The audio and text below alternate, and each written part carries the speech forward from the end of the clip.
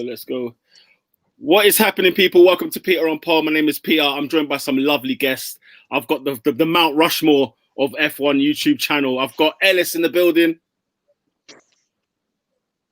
I've also got Racing House in the building. I love that intro. Thank you. And I've got All About SteF1.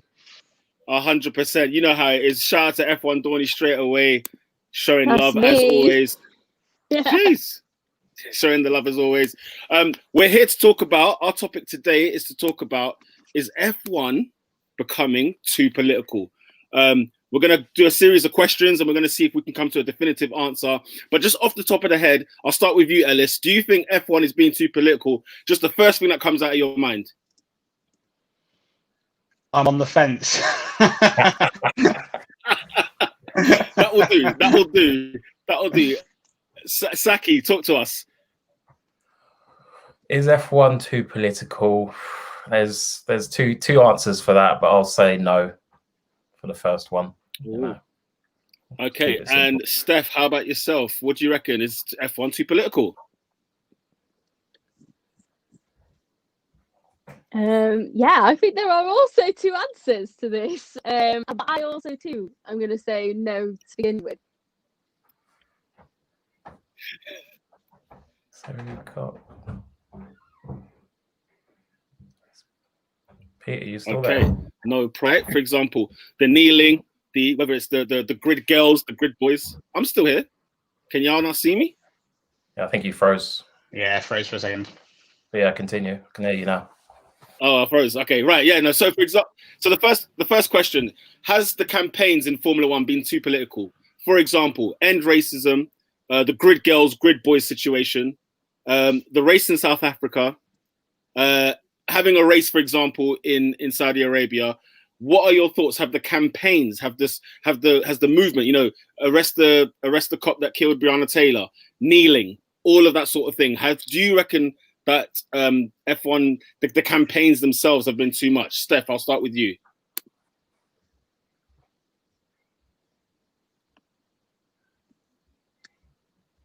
I'm going to go, I'll jump in and go no.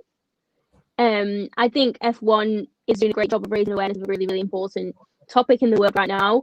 And some people might construe it as politics. And this is the thing, it could be, there are parts of it that are bordering on political. So for example, Lewis Hamilton wearing that t-shirt is more political to me than it was the end racism t-shirt. So that was slightly different to me. And it was much more of a political statement, even though I agree with him and I think it's just justice. That's what should be happening. But it can be seen as much more of a political statement than just end racism, which is fundamentally about human rights.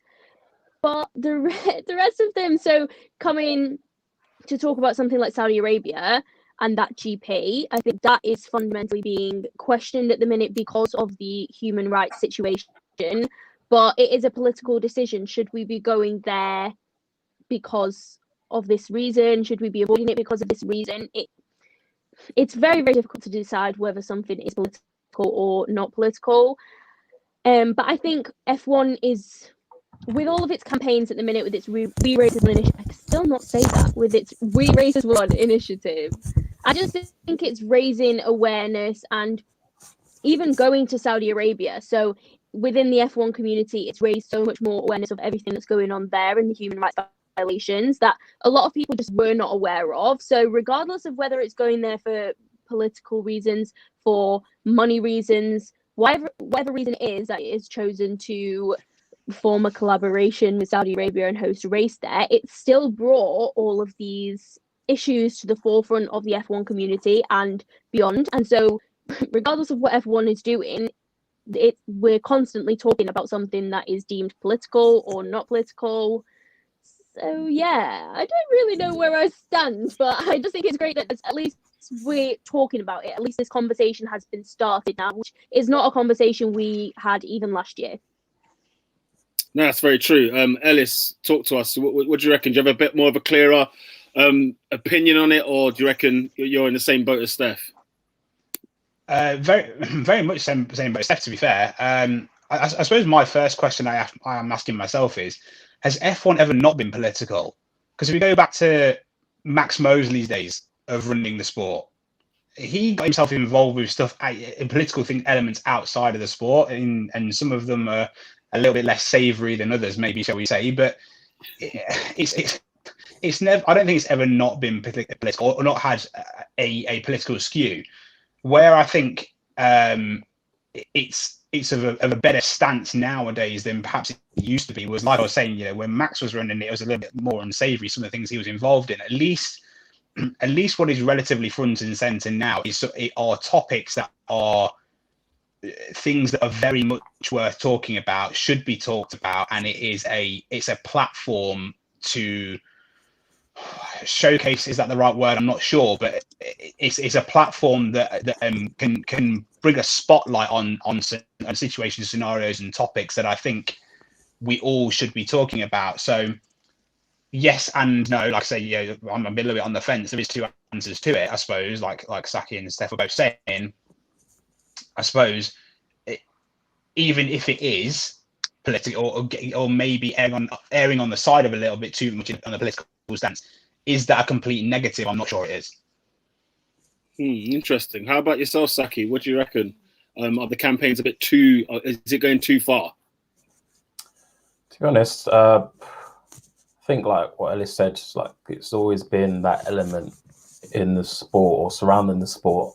What I think has really changed is the spotlight is being demanded by certain individuals. They're more able to speak out about these topics. They're not afraid to go up against the sport because they're going to get X'd out because they've already got their position. They've already proved how quick they can be on the track. So they're not scared to speak up in some sort of way or back certain drivers who are more vocal.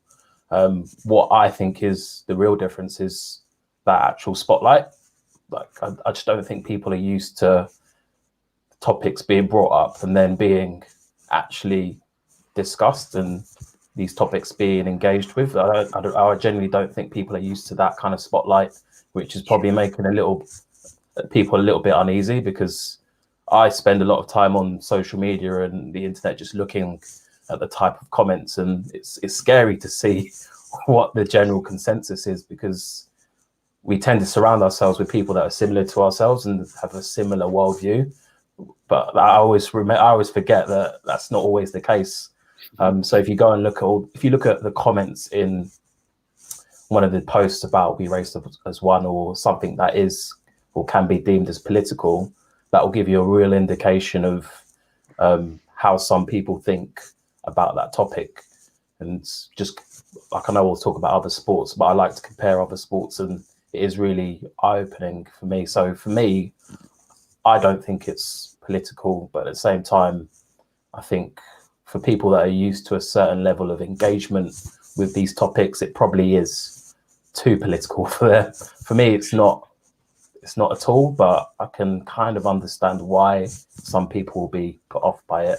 That's not to say that that's my final answer, but I can kind of see, because it's change. No one likes change, and I think F1 as a sport itself is a beast that hasn't really changed that much. We get the regs that change every so often, the cars change, but the people in the sport don't tend to change that frequently. If you look up right to the top, Bernie Ecclestone was in charge of the sport for such a long time, and that sifts down into the teams, the drivers as well. They stick around for a long time. So yeah, I think there's a part of that where the beast hasn't really changed that much, and they're struggling to adjust, but that will come in a couple of decades. So I'll look forward to that. At least we're probably starting it. We're like the first decade to be starting it. And you're right, people don't like change. And I think that's exactly what seems to be throwing everybody off. The fact that we're even having this question goes to show that either A, we're so far away, or B, we've gone too far in the other direction. So it's very interesting. Before we move on to the next question, I want to show some love to the peeps. Big up Sam O'Gara, who says hello. Shout out to the moaning Yorkshireman as well. Obviously, Steph1, like you're in two places at once. You know how it is. And and big up Caitlin as well. Shout out to Caitlin Wentworth as well. To the next question. So with what we've just discussed there, do we then think Formula One now is moving too much away from sport. So not necessarily are the campaigns too much, but is the sport more so being left alone? Are we not talking about races and cars anymore? I'll start with you, Ellis. You can look at this in a really layman's type way and go, how many tweets that are put out there, or how many of them political versus how many of them that talk about the actual sport? And I think if you look at it from something just, I don't know, simple as that, I still think it's pretty biased towards the sport overall. If we break up the Sky Sports coverage or the Channel 4 coverage and stuff like that as well, again, it's the sport. The sport is still kind of the front and center overall. Certainly across that, if you break up the whole weekend. Even then, though, there are. I think what we need to do is just be careful about what those topics are that are being talked about and being broadcast. And I think at the moment, and I'm assuming generally that most people probably here will bless you, Steph, will agree. Thank you. That that the topics themselves are ones that need to be talked about. And I suppose not to jump in with an extra question here, but I'll be interested to see if others deem the people that are front and centre and in the public eye within Formula One, do they have a responsibility to talk about world issues? Because of their position of potential influence, I personally kind of think they do. So I don't think, I know it's kind of like I'm answering multiple questions here, but I don't think it kind of steamrollers the whole weekend.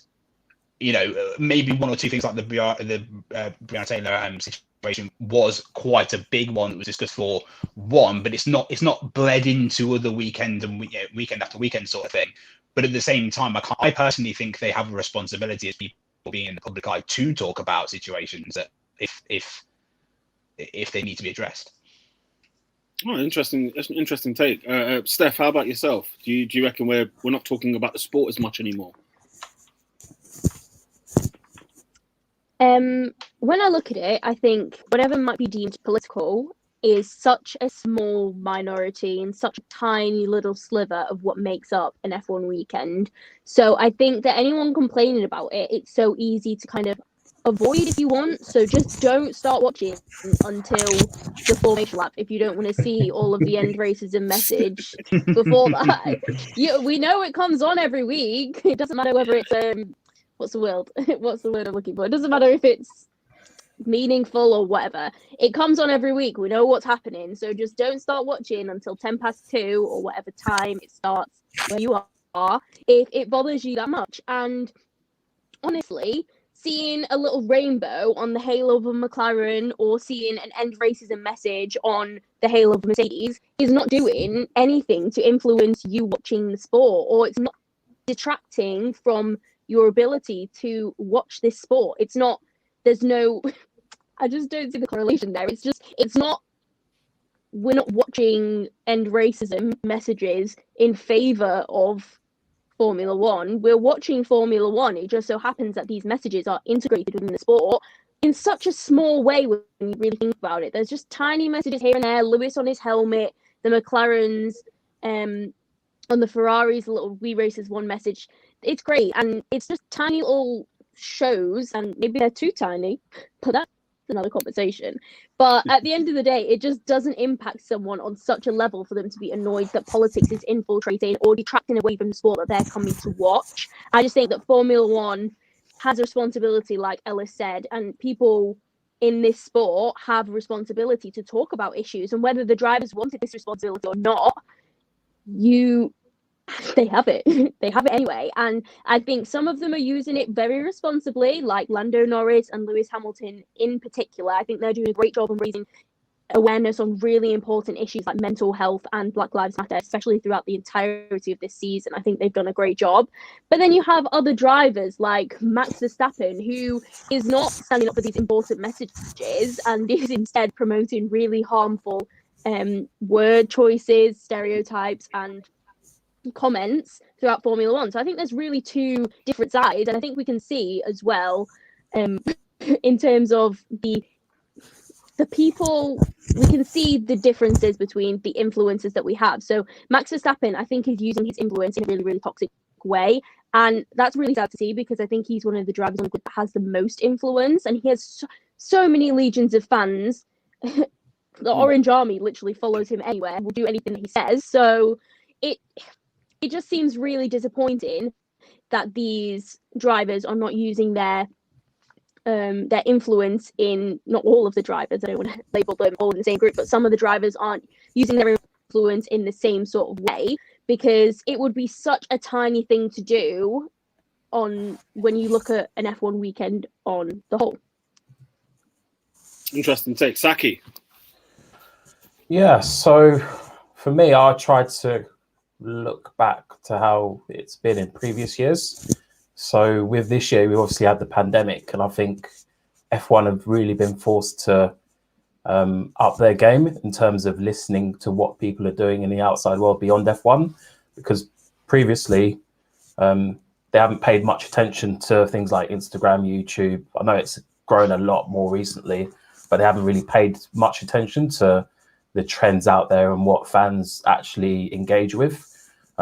They haven't seen any need to, because the fans that in their eyes worthwhile and can spend money are paying for tickets to attend the races. They're buying merchandise, they're buying products. They've done, if we're being honest, the bare minimum for an organization of their size. But with this pandemic, they've been forced to change the way they do things, which is fundamental for them.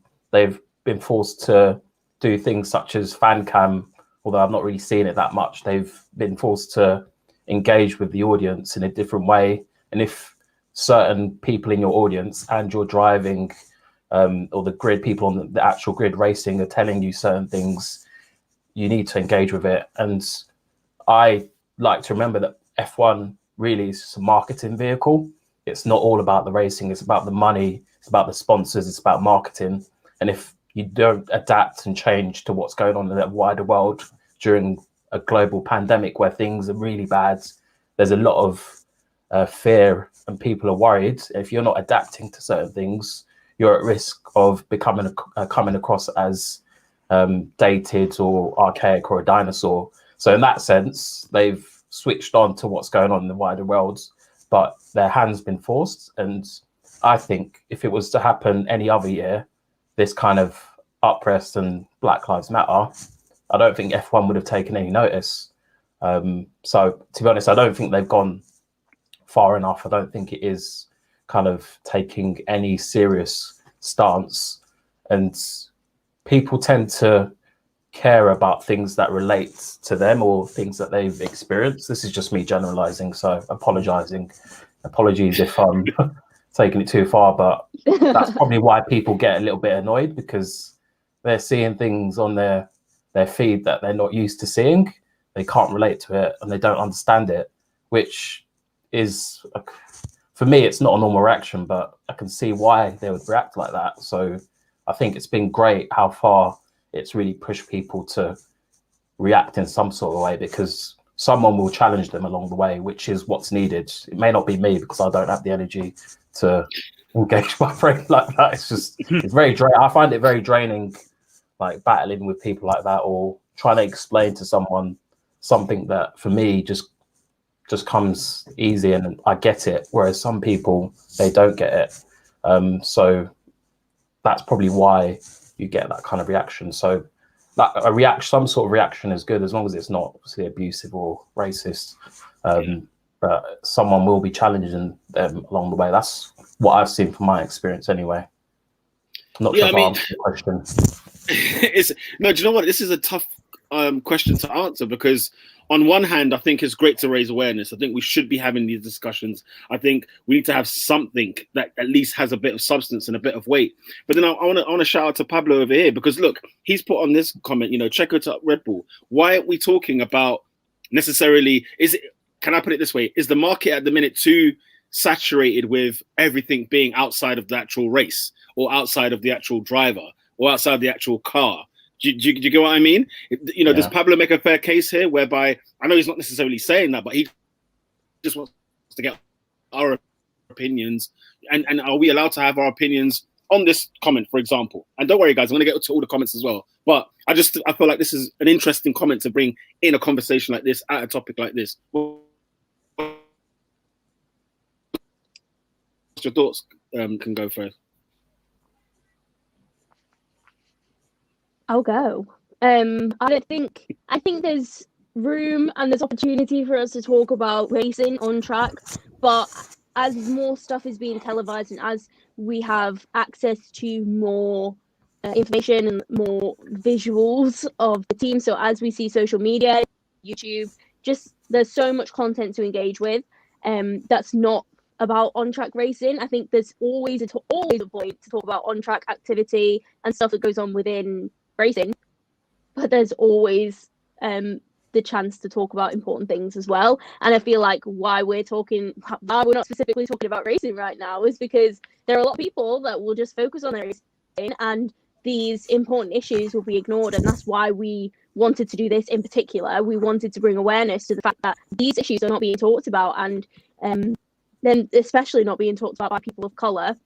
Anyone that speaks about it seems to be white, and therefore it's great to get another perspective on the situation and another perspective on how well F1 has been doing in this We Race as One thing. So yeah, we can always talk about racing another time. Stay tuned, come back, we'll talk about Checo's Red Bull. Yeah, anyone else got anything to share on that? You know, are we too much going on the other way?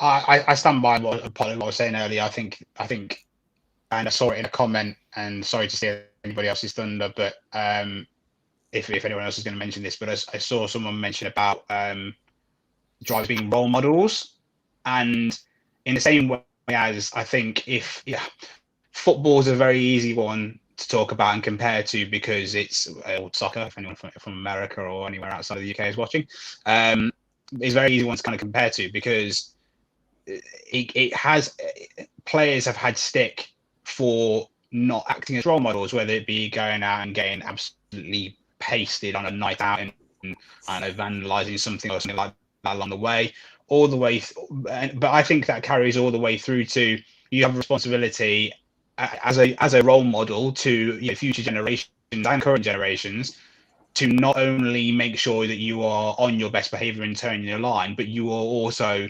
using your potential influence for good, for the good of the world, basically. And that can manifest itself in a lot of different ways for Formula One, because obviously Lewis is such a prominent figure within the sport. He is bringing attention to the Black Lives Matter aspect of it. That's not to say there's not a hell of a lot of other aspects that they could be talking about as well. This is the one that's front and center at the moment because so much stuff has happened in the world. The viral situation hasn't, thankfully hasn't been talked about too much unless it's been a very specific situation. So, another world struggle, so to speak, isn't taking over. I don't think this is taking over either. I think we all argued in the last video that there is a hell of a lot more they could do. So I'll be very interested to have a conversation with somebody. I know we're all coming from pretty much the same stance, I believe, or certainly from what I can tell anyway. I'd be very interested to have a conversation with someone that says it is too political, because I'd love them to give me some examples of where it has detracted away from the general good that a global sport can do by highlighting situations. And it's a very, very real situation in Formula One because of the lack of diversity. So why wouldn't we want to address it? I've got a point that it's not my point, but I often hear people saying that they should be kept separate. So all these things that are happening in the wider world should be kept separate to Formula One. People come to Formula One to escape the real world and enjoy sport and love the sound of cars going fast, etc., and keep it fairly romantic. So that's the argument that I hear. I don't agree with it, but I don't agree with that because, again, I'll bring it back to the foot. Yes, okay, people are using it as an escape from their reality, but it's still happening in the real world, which means it's still influence and has a presence within everything that's going on. We've got, yeah, I know that we've briefly touched on the Saudi Grand Prix, right? Okay, I used to watch wrestling, right? And I still roughly keep an eye on it every now and then. I know that's me going on like I'm about 14 years old, but it is what it is, right? You're so but cool. Shut up. But basically, right?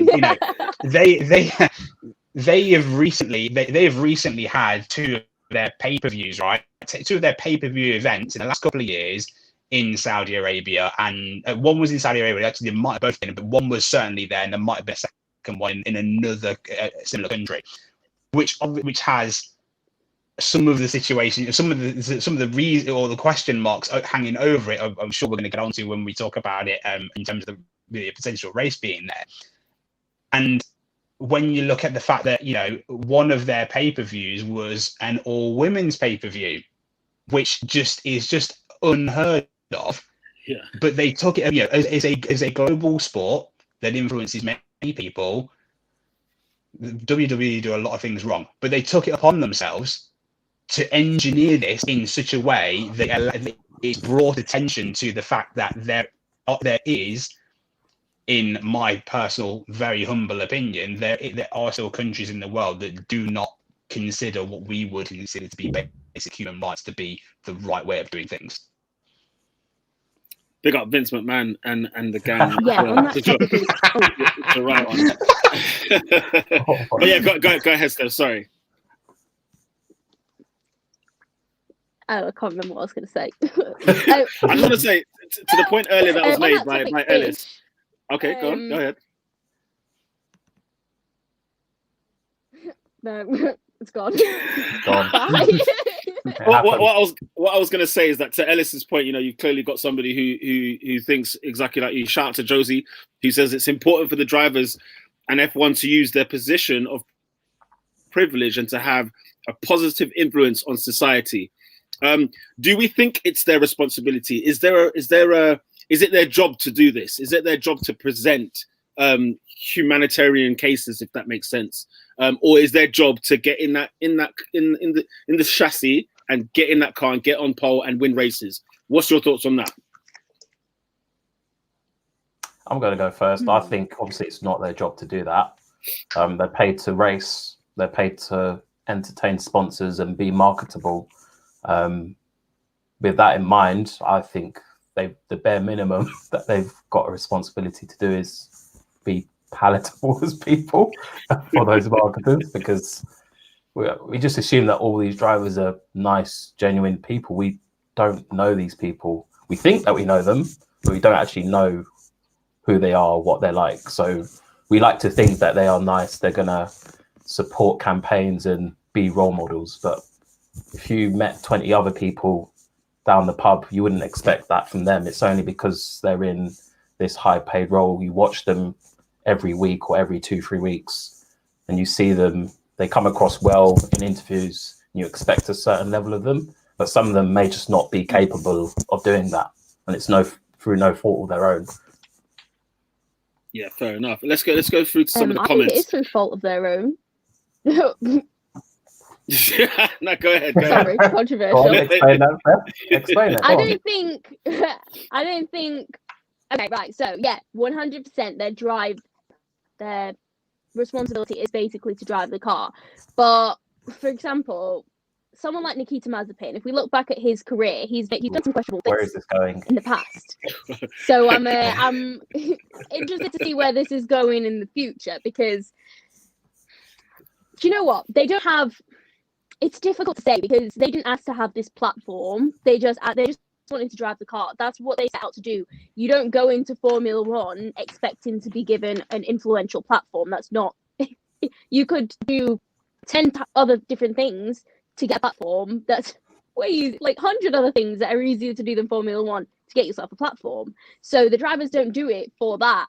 But with a platform comes responsibility, and you have to use that responsibility really carefully. So Nikita Mazepin, his Twitter has been wiped now after his announcement yesterday. It's just been wiped because there's been a bunch of allegations against him of things that he's done in the past and how he's executed himself. Now, if you're expecting to come into Formula One, there's a certain I don't know, where you need to present yourself or where you need to be. And I think especially nowadays when everything is so public, everything is so shown all over social media, I think that the drivers do have a responsibility to ensure that they are presenting themselves in a good light. Otherwise, that's a bad representation of the sport. So for me, this isn't a good representation of Haas. That Nikita Mazepin is coming here. He's engulfed in all of this scandal already. He's not even stepped foot in the F1 car yet, and the whole community is annoyed, and the whole community is angry that he's getting in this car. And I think that that's not the image that you should be portraying. And like you said, the drivers have to appease their sponsors, and they have to do this, and they have to be palatable, and people have to like them. They have to present themselves in a certain way. But I'm really interested to see how he's going to present himself, because he's clearly a very controversial figure. Someone like Max Verstappen, also very controversial. Do you know what I mean? So it's interesting how he will use his platform in Formula One. And yes, these drivers don't. I feel bad because I'm saying you need to talk about this, but you just have to use your platform to talk about the things that you think are important. So Lewis uses his platform to talk about climate change, to talk about Black Lives Matter. Lando Norris has used his platform to talk about men's mental health in particular. So it doesn't matter. You don't have to talk about Black Lives Matter if you don't want to talk about that. Everyone has different causes that they feel passionate about. But for example, I don't know, for me, I just feel like the drivers, there are so many ways for the drivers to show us a little bit more of their human side, because they drive these cars at whatever insane speed. I'm going on a ramble now, but they drive these cars at insane speeds, and sometimes it's difficult to forget that they are human. But it would be brilliant for them to just show, you know, a little bit of compassion, a little bit of something, you know. Does that make sense? I don't know. I feel like they have that responsibility to kind of present themselves in a better light, especially with the way that the media is heading in these these last few decades, I suppose. Yeah, absolutely. Totally get you.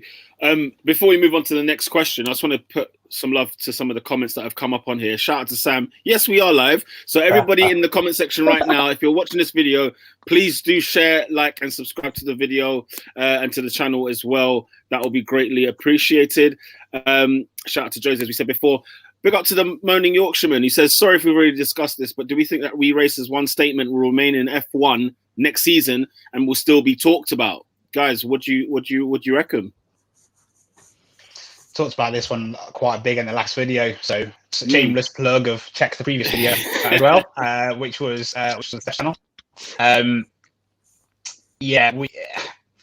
I think it's incredibly foolish of them if they don't, and I think it's. We talked about the Mercedes car as well, you know, being black and they're carrying it over to next year. There's different ways to skin a cat, and there's different ways of going about this, and it doesn't necessarily have to be identical. And I think that's one thing we also talked about was, do we want the slate clean on this particular phrase and relaunch with something if we're really going to commit to it? I think it's stupid if they don't carry on with something. It doesn't necessarily have to be called We Racers One. Arguably, shouldn't be called We Racers One and should be relaunched in the platform the way they say we are absolutely about making a change. But I don't think they can get rid of it. They're rid of something to do with it now. What do you reckon, Saki? Yeah, I think it's an easy win for them to keep it.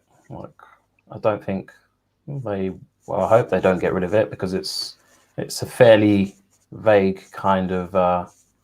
Would you say it's easy? Concept. Yeah, it's easy. All they have to do is just leave what they've already done in place. Leave the website page. Make sure a few teams keep on doing the branding and stuff. Correct me if I'm wrong, though. Isn't there a part of us that makes us feel like this is kind of token gesture-ish? So even though it's like to people like us and to people, you know, who are different to others, don't they? If you're losing those kind of people, say they lose us because we see, they're just doing the same old thing again. I like what Ellis said. You know, there's different ways to skin the cat, but if they come again with this exact same approach and we're a bit like bored of it, they're losing us. Does that make sense? So is it a win? I don't think they should do the same thing again. But I can from a business perspective, and I don't know if that's the direction you were going in, Saki, but from a business perspective, it's incredibly easy just to keep doing what you're doing. And like I said, I think it's foolish to do absolutely nothing we tend to agree on this, between the four of us, that they should do something more and different. Yes, but chances of that happening are, well, I'll leave that up to the audience and those that want to make their own mind up. It's super simple for them to just carry on doing what they're doing now. They put the, Jesus Christ, I can't say the word hard work because that's just not true. But they put they put pen to paper on it and made it happen in whatever guise it's come out in this year. The least they can do is just continue it on, surely. Yeah, Steph, I got don't anything on agree there? with this. Yeah.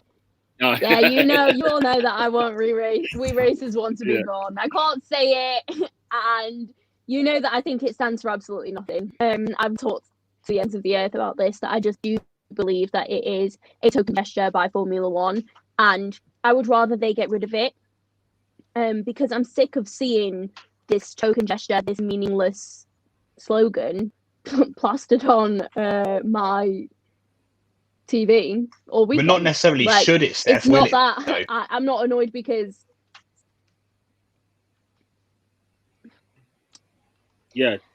will it remain? Like you said, they'd be silly to get rid of it and not replace it with something else. If they were to replace it with something else, then that would be smart. But I don't see it going because you can't just say, oh yeah, for this half a season, for this 6-month period that we've been racing in, we care about everyone and we want equality. And then as soon as the 2021 season starts, it's like, oh no, sorry, we don't. We're going back to the way we were. But they can't do that. So the only way that, Formula One is going to kind of maintain this message that they are putting out is by continuing this We Race as One initiative, whatever it means.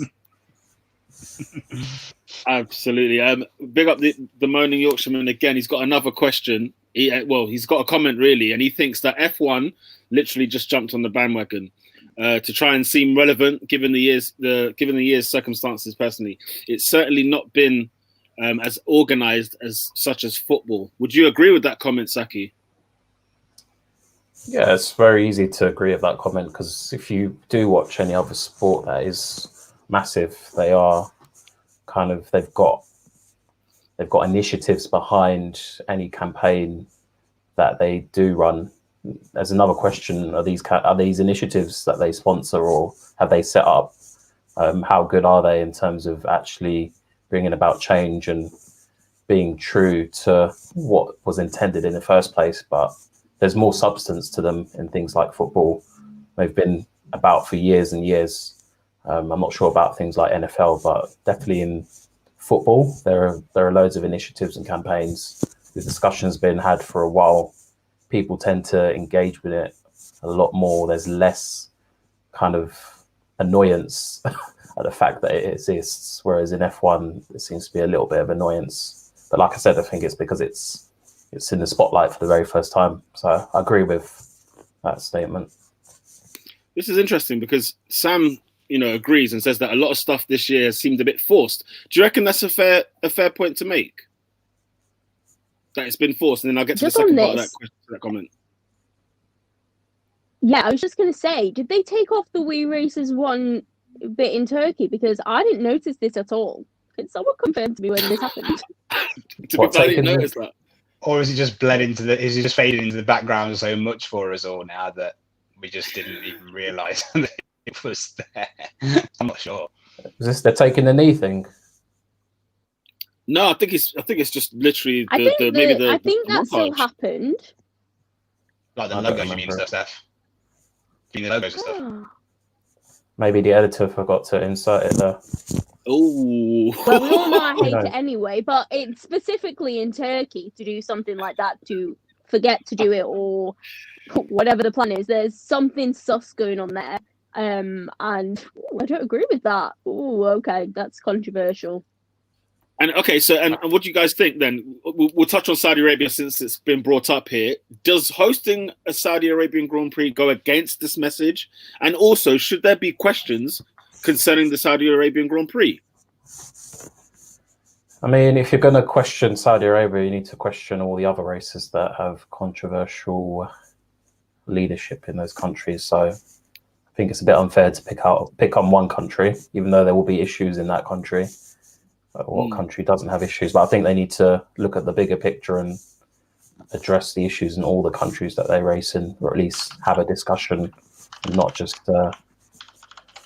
what's the phrase? It's sports wash. I don't know if that's relevant, but yeah, I think they need to look at all the races. Yeah, need to look at all the races. That's my view. Yeah, this is interesting here. We can't just race as one, and we're at a country that allows it. So does it miss the point? But go ahead, Steph. Yeah, it does. So it's been interesting this year because I wonder if, going to China or where else is super controversial, like the USA with all of the Black Lives Matter stuff that's been going on there. Like, it would be interesting to see how they handle it. I can't believe I missed that. So Sam says that the safety car usually has the rainbow on it, and it didn't in Turkey. And I can't believe I didn't notice that at all. But that's really, I don't agree with that. It's like we said, we can't pick and choose which countries will want to do it. That's the thing. This is why I feel like this message has absolutely no substance whatsoever, because if we're just going to be like, oh no, sorry, we don't race as one at this race. Oh, but let's go to Austria. Oh yeah, we do race as one there. So it doesn't make sense to me. And I do think it goes against the entire message of Formula One. But at the end, I don't agree with the amount of outrage that's going, that the F1 community has against Saudi Arabia. I understand that people might not want to go there for specific reasons, but saying like boycott Saudi Arabian GP, honestly, what is it going to do? Because unless the entire Formula One community decides to boycott this race, it's going to have absolutely no effect on whether Formula One is going to race there or not, because it's still going to do what it wants. It doesn't matter if people want to, because it only works if everyone decides to do it. And we've been going to places like China where we know there's human rights violations. We literally went to Russia this year. We've gone to all of these places with iffy human rights for years. So it can't just be now. You can't pick and choose when you want to be outraged that Formula One has decided to race in a different country.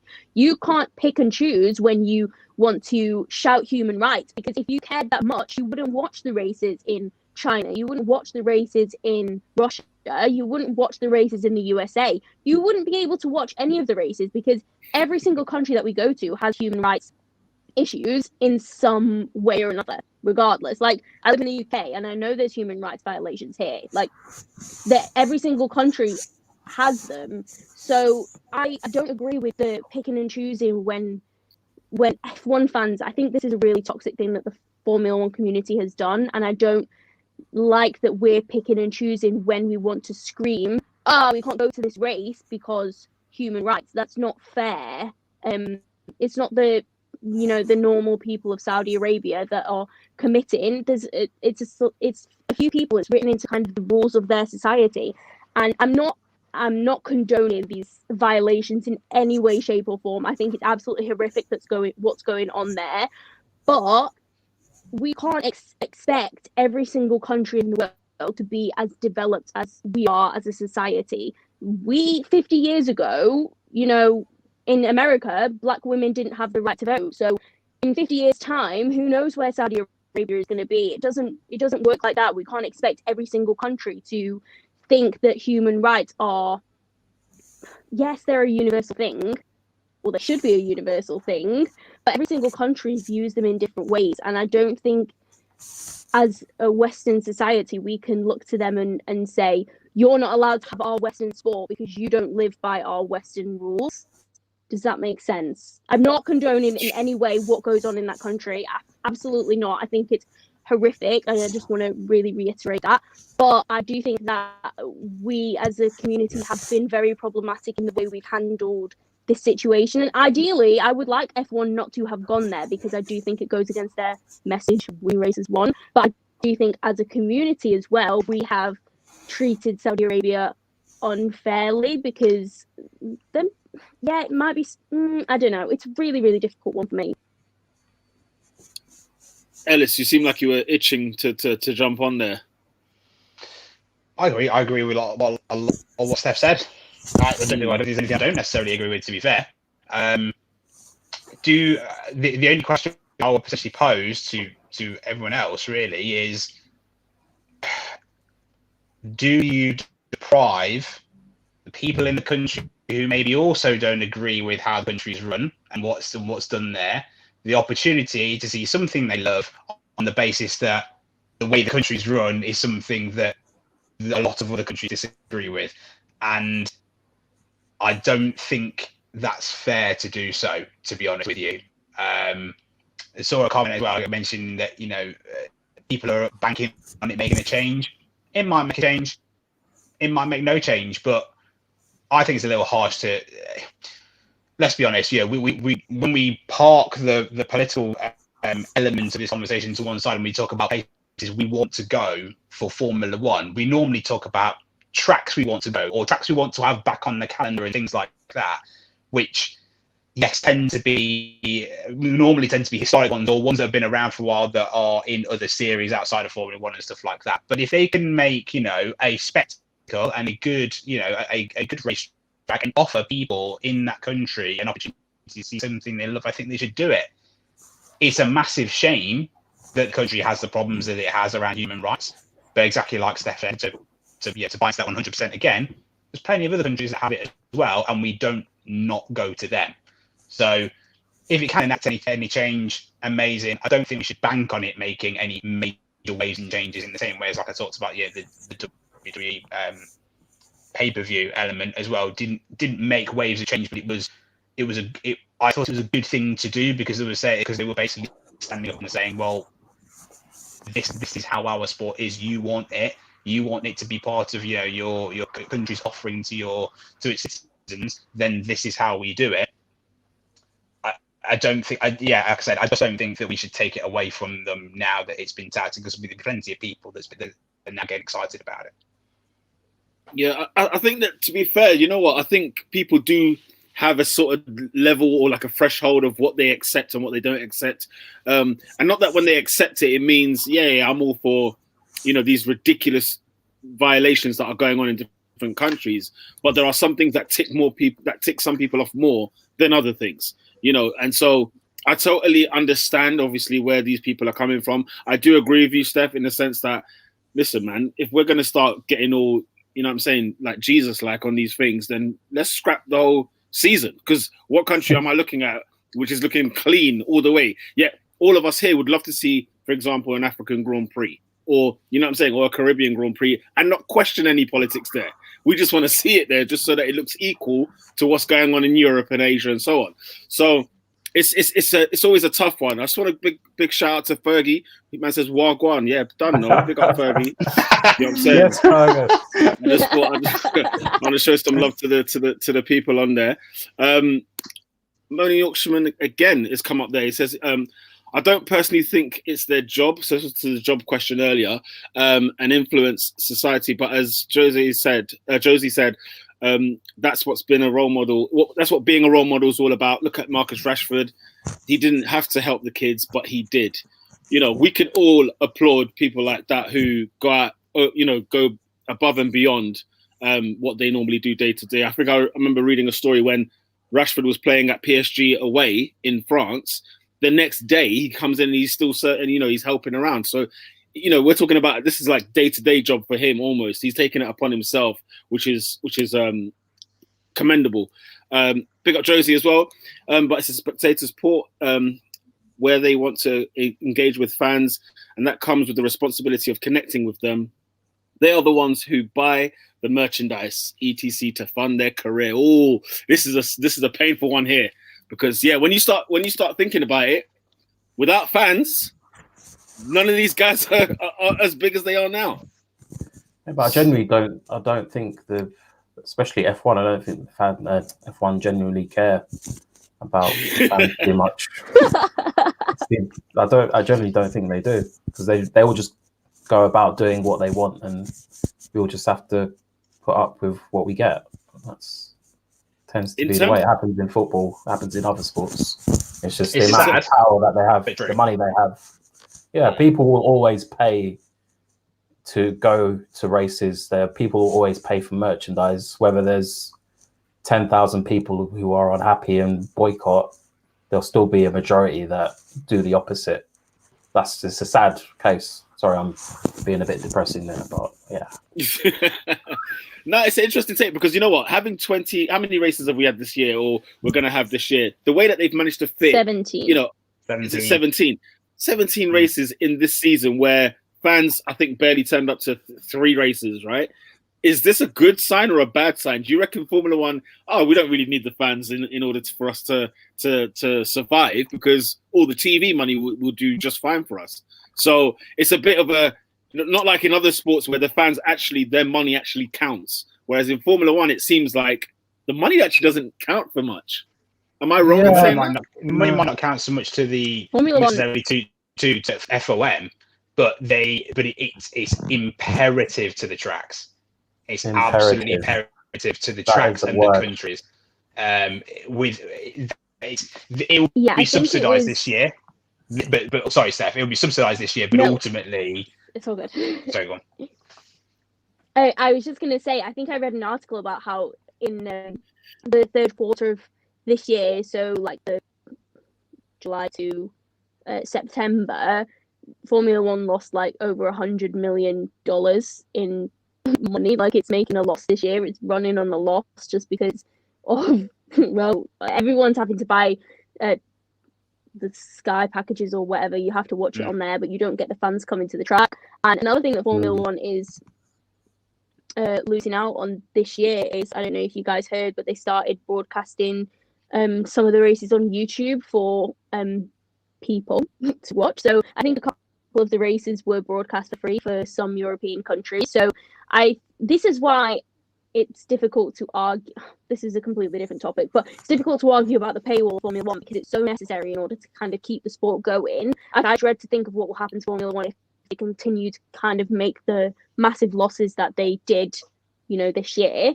So even though, there is this massive paywall and it is expensive to watch this sport, it's kind of necessary because we know that there are massive costs in this sport. So you can see kind of like exactly what that has done if fans haven't been, allowed to race at the circuits this year. Sorry, that was a different point. Apologies. Keep going. Go on, Ellis. I was literally just saying about it's how essential it was to the tracks, to their upkeep, their maintenance, but also as well, it's the incentivization for the government to host it as well, because if you don't have that as a factor in there as well, then it's going to be, there are plenty of venues that have some government subsidization, and they bank on the tourism coming in, to kind of buffer that out. I think it all plays a part. I think it's going to be it'd be a really, really difficult one to how many people will have gone and bought a full-blown Sky Sports package because they can't attend one race this year that was in their country. There's a minority of people that will go to multiple. Fair enough, but there couldn't be Silverstone for us. I would still have the Sky package anyway to watch all the other races. So I don't know. I don't think it would make that much difference. Do you know what I mean? For people specifically buying, and even then, it's a percentage, isn't it? It's a small percentage of the overall package that they'll buy, even if it's on Now TV and it's a pay-per-view sort of thing and whatever. The cut out of it isn't going to be enough to maintain the upkeep, and again, give an incentive and stuff like that to keep tracks well funded, because they're just going to miss out on all the tourism as well. So. Yeah, no, you've changed my mind on that. I genuinely thought at first, maybe they've not really had to care for us anymore because of how well the season's gone. Just a last comment here. Well, not last, but yeah, big up to Jose Rodriguez. Steph, this is your time. This is your time, man.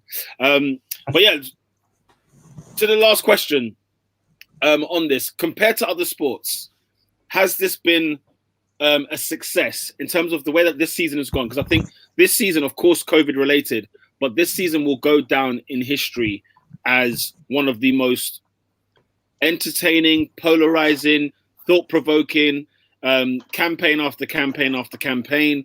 It's one that we're never going to forget. We're going to be telling our kids and grandkids about this season.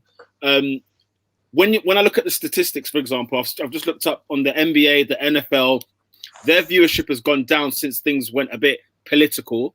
MLB, however, baseball actually went up. The viewership went up over this pandemic. And they've got nothing whatsoever in relation to anything outside of the sport. They were very clear from the beginning that they didn't want to get involved in anything that seemed or was near political, and their viewership's gone up. So the question to you guys is, which one, maybe short term or long term, you can answer for both, which one is more successful? Saki, I'll start with you. I think depends how you look at it. I think in terms of just maintaining viewership, obviously the easy route is to just swerve the whole topic, because it clearly probably boosts based on other sports, or at least you'll maintain the viewership. But if you're looking at the long-term like ambitions of all campaigns, like you need to shake the tree a little bit and cause a little bit of a stir. Comparing it to other sports, like I said, I think in the UK anyway, let's say the Premier League, they do probably a lot more. So when stuff like Black Lives Matter actually happened, it wasn't such of a big deal for the Premier League. Like, they've dealt with these topics in the past. They were dealing with them before this year, and they'll continue to deal with them. That's where my confidence I don't really have that much confidence in F1 in dealing with that topic, because they haven't dealt with it previously. They've had opportunities to do it, but they haven't done it. They've done it this year, but their hand was forced, and they haven't done it in any way that's convincing. So looking forward to the future, I don't imagine them doing much with that campaign. And then other sports, yeah, you can see they've all taken their individual stance, but I think F1's done like the bare minimum. I've said that before, but I think they could do more in general. How about yourself, Steph? I honestly couldn't care less about the viewership. I really don't care. If you want to stop watching a sport that you enjoy because you find it too political, then you're only depriving yourself of the sport that you enjoy. So it's backfiring on you. So I don't understand how you can see it to win. You're one viewer out of millions or potentially billions of people. Do you really think it's going to that drastically affect this sport that badly? That you're like, with your one person has decided to stop watching the sport because it's not, because you don't agree. No, I don't care. I couldn't care less. You're only hurting yourself. So at the end of the day, these sports will find a way to survive against these people who are adamant that they won't watch it if anything that they disagree with is on it. So I think, as well as the younger generation kind of moves in towards being the main generation, and the older guys, because I don't want to stereotype or anything, but it's mainly older people that are more stuck in their ways, that are, starkly against any change or anything, developing or any sort of moving forward in the sport that they enjoy. So, I'd say as the younger generation kind of becomes the bulk of the watchers, then the viewership will come back. People will come back and they will watch and they will enjoy. And you know what? Like I said, you're just depriving yourself. So if you want to turn off because it's too political, feel free to turn off and don't turn back on again, because we don't miss you. Strong words from Steph. Ellis, talk to me. Two very small points. One, Steph, never change. Please never change. Two, I think the younger generation, tapping into what you're saying as well, Steph, the younger generation are a generation of people that are, this is not to criticize any other generations, right? I think we are, in general, more aware, partly because of social media and stuff like that, and there's so many things out there that make it very accessible for us. But I think we're more aware. I'm not necessarily saying we're better at decision making, but we're more aware. So I would like to think that people who, whether it comes down to anything, that, being a vegan is popular now, and I'm not saying it's I don't think it's bad at all, because there is an environmental benefit to it. There and other, there's health benefit for some people as well. So I'm not. Just FYI, I'm just saying there is some there can be some benefits to it. There's nothing wrong with being Hashtag vegan, not mate. vegan. There's benefits to it. Like there is genuine environmental and health benefits to it. So the awareness of people is helping fuel their decision making, and their decision making should lead us down a better path overall. I would like to hope and think, and therefore I happen to think that I agree with what Steph was saying, maybe not quite as harshly. I agree generally with what Steph was saying about if you're not here, it's not for you in this scenario because this is how things are going, then fine, turn off, because there will be, for every single person that decides that they don't want to have that as an element, you know, what's going on in the world, being part of the sport that they enjoy, I think there'll probably be 2 to 3 that go, oh, actually, they're doing something about they're doing something about a situation in the world that needs talking about. Let me at least hear what they have to say about this topic, and then while I'm at it, maybe I'll listen to the race. Don't know. Not fair dues, man. Fair enough. That was a good way to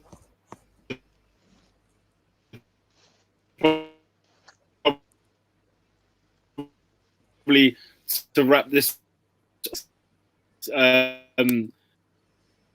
And of course, to never give up as well. If it would come up and show up on my screen, because it's not showing up on my screen, but there is. I keep going up and down. There we go. But bloody time. But yeah, that is a brilliant way to round things off. We're going to keep going. We're not going to stop. We want to keep pushing what really matters in terms of the sport of F1, because like we say, you know what, F1's probably at the bottom of the chain in terms of trying to make a difference compared to all these other sports.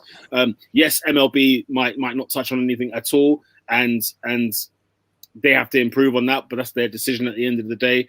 But for us, we're going to keep going and keep talking about it. Guys, it's been great on the chat.